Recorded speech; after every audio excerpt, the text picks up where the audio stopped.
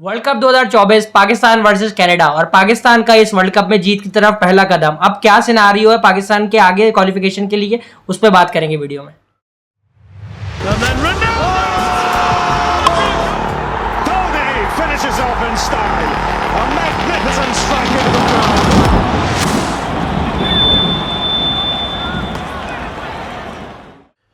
Sports corner में खुश आमदेद। शुक्र है कि वर्ल्ड कप एपिसोड के तीसरे प्रोग्राम में हम कदर खुशी के साथ बैठे हैं, क्योंकि बहरहाल पाकिस्तान एक मुश्किल विकेट पे, जो कि अब बिल्कुल अब साबित शुदा है कि यहाँ पर टारगेट चेस करना भी जोश लाने के मुतरादिफ है और बिल आखिर पाकिस्तान पहली फतह हासिल करने में कामयाब रहा। अच्छी बात ये रही है कि आपके टॉप ऑर्डर में जो दो आपके बैक बोन्स हैं, उन दोनों ने रन्स किए, आप समझ गए होंगे, रिजवान और बाबर ने। और एक अच्छी और एक यानी आज कंपोज खेले नज़र आ रहा था, एक यूनिटी। बहरहाल इंडिया के ख़िलाफ़ जो एक शिकस्त थी, उसके बाद टीम का यकजा होना और एक अच्छी फतह बेहद ज़रूरी था। तो अब ये सुनहरी ये बन रहा है कि पाकिस्तान अगर दोनों मैच जीत जाता है, अब वो ये फ्रंट बट वाली बातें शुरू हो गई हैं, तो 4 पॉइंट्स है और एवरेज जो उनका 0.19, जबकि कनाडा का जो है वो 0.64 है, यूएसए का सॉरी। तो मतलब ये कि अभी भी बड़ा डिफरेंस है, लेकिन डेफिनेटली अगर 2 मैचेस में यूएसए हारता है तो वो नीचे आएगा और पाकिस्तान इंशाल्लाह अगर अगले मैच में विन पे जाता है तो मोस्ट प्रॉब्ली कि इंशाल्लाह इम्कानात कुछ ना कुछ हैं, माँ सिवाय इसके कि जो आयरलैंड का या इंडिया वाले मैच में यूएसए के अगेंस्ट जो बारिश हो गई तो फिर या पाकिस्तान और आयरलैंड के मैच में भी बारिश की आज बता रहा था कमेंटेटर, प्रेडिक्शन है। हमें बस अब ये मसले पे बैठ के दुआएं करनी है कि किसी भी मैच में इस ग्रुप के बारिश ना हो। क्रिकेट टीम सारी जन्नत में जाएगी, क्योंकि ये अल्लाह ताला की याद पूरे पाकिस्तान में जो है वो दुआओं की तरफ लगा देते हैं, तो ये सारे कम से कम जन्नत ही हैं। तो बहरहाल मैच की बात करते हैं। पाकिस्तान की बॉलिंग में आज फिर मैं समझता हूँ कि 100+ रन देना भी पाकिस्तान की नाकामी थी, बिल्कुल कम था। लेकिन अगर इसका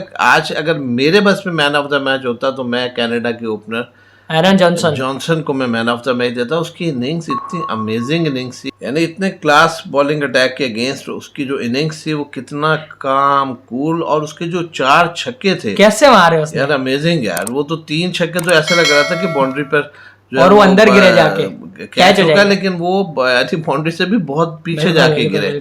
और यहाँ मुझे पहली मरतबा अंदाजा हुआ कि वेट लिफ्टिंग और डॉरिश वाले बनाने का बता दो पापा को कि देखिए। अब हम बात करते हैं पाकिस्तान की बॉलिंग की तरफ, मैच के ज़ाहिर एनालिसिस की तरफ भी हमें आना है।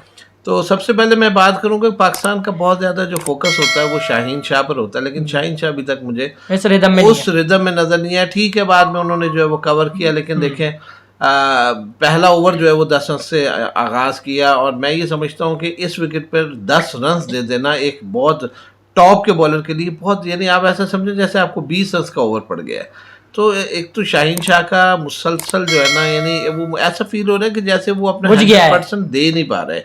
अब इसके पीछे क्या वजूहात हैं, वो फिट नहीं है या वो कुछ ये बातें भी है, या मतलब जो जिस तरह की रूमर्स आ रही हैं। तो बहरहाल ये तो होता रहता है। जावेद और इमरान को देख लें, जब इमरान आता था तो जावेद को कप्तानी से मतलब जो है ना विड्रॉ होना पड़ता था, लेकिन 92 के वर्ल्ड कप में जावेद मियांदाद का कितना बड़ा कंट्रीब्यूशन था। इन दोनों की बनती नहीं थी, बस होता था। लेकिन आप मतलब ये देखें ना कि वो इमरान की वजह से जावेद ने कितनी मरतबा कप्तानी को सेक्रीफाइस किया, लेकिन वो परफॉर्मेंस में कभी भी कॉम्प्रोमाइज नहीं करता, टीम के लिए खेल। तो आप लोग भी प्लीज देखें यार, बहुत ही लोग तड़प रहे होते हैं, तकलीफ में होते हैं। तो अगर कुछ है तो बाद में यार बैठ कर इसको डिस्कस कर लें। और सदा कोई कप्तान नहीं रहता, लेकिन जो भी कप्तान है उसके अगेंस्ट में मुत्तहिद होकर खेलें। और बॉलिंग के अंदर बाकी नसीम शाह, आमिर जबरदस्त नजर आया। आमिर बाबा मैन ऑफ द मैच मिला उनको, उस पे क्या कहना चाहेंगे इस कमबैक पर? बाबा बॉलिंग तो कर रहे हैं, लेकिन मैं हारिस पर बात करना चाहूंगा।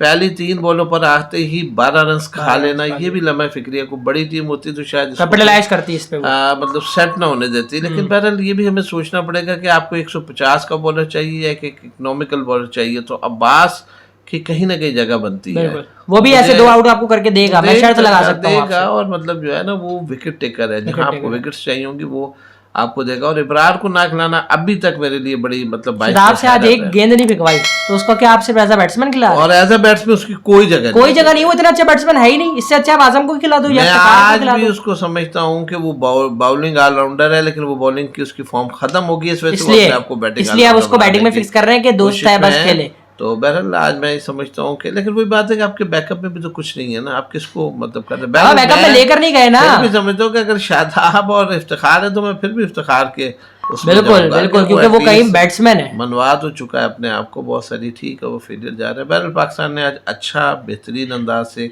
प्रोफेशनली बहुत अच्छा खेले, रिजवान बहुत ही काबिल तारीफ। बाबा साहिब अयूब की इंक्लूजन पे थोड़ी सी बात करें। ओपनिंग पार्टनरशिप में हमें बाबर आजम आज नहीं दिखे और वो वन डाउन है।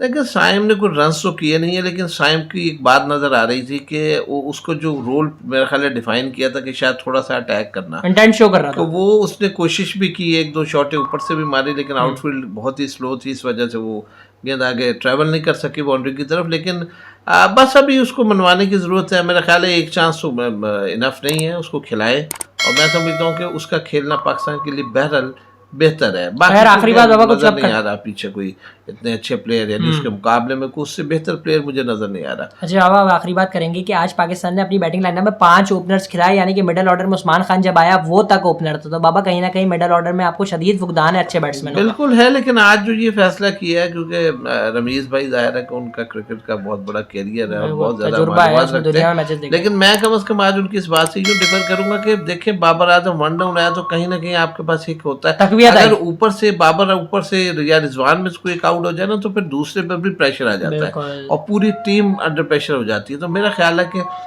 फॉर द टाइम बीइंग यानी इस वर्ल्ड कप के पॉइंट ऑफ व्यू से तो मैं कम से कम एग्री वन डाउन हूं ही कि आया साइम बाबर। को ओपनर खिलाएं और बाबर जो है वो वन डाउन खेले। चले खैर बाबा, इसी के इजाजत लेते हैं। अब यूएसए का मैचेस हमें बड़े गौर से देखने हैं, और इस ग्रुप में जो आयरलैंड यूएसए का, इंडिया यूएसए का, पाकिस्तान आयरलैंड, सारे मैचेस अब पाकिस्तान के लिए बड़े इंपॉर्टेंट है। और हमने दुआएं बहुत करनी है कि कुछ भी हो जाए बस सुपर 8 पे जरूर चले जाए, फिर दुआएं आगे करें। इंशाल्लाह देख लेंगे सुपर 8 में क्या दुआएं बने। करें और नेकी सब की सब जितनी दुआएं होंगी उतनी इसका नेकी सारा उनको मिलेगी। सवाब जो है वो पाकिस्तान क्रिकेट टीम को मिलेगा। खैर चले जी, किसी के इजाजत लेते हैं। Thank you so much, Allah Hafiz. Allah Hafiz.